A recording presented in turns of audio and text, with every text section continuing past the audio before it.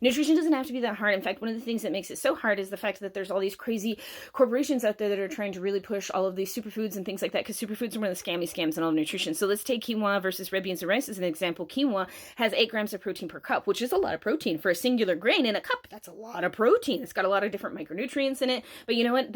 The percentage of the micronutrients in it are not that high. There is a lot of different kinds, but they're not very high, and there's not that much protein compared to red beans and rice, which takes the same place on your plate. Think about it as taking the place on your plate. I'm not thinking about it as a individual ingredient, quinoa versus rice versus red beans. I'm thinking about it as quinoa takes this spot on my plate. Red beans and rice also takes that spot on my plate depending on what meal I'm fixing. So which meal is going to be more nutrient dense? That's the reason that a lot of these superfoods are so like, oh my gosh, goji berries are so great. But yeah, blueberries take the same plate on your place on your plate, and they have more nutrients overall. Same thing with the red beans and rice versus the quinoa. The beans and rice is going to have more protein than the quinoa. Okay, thank you. I hope I helped.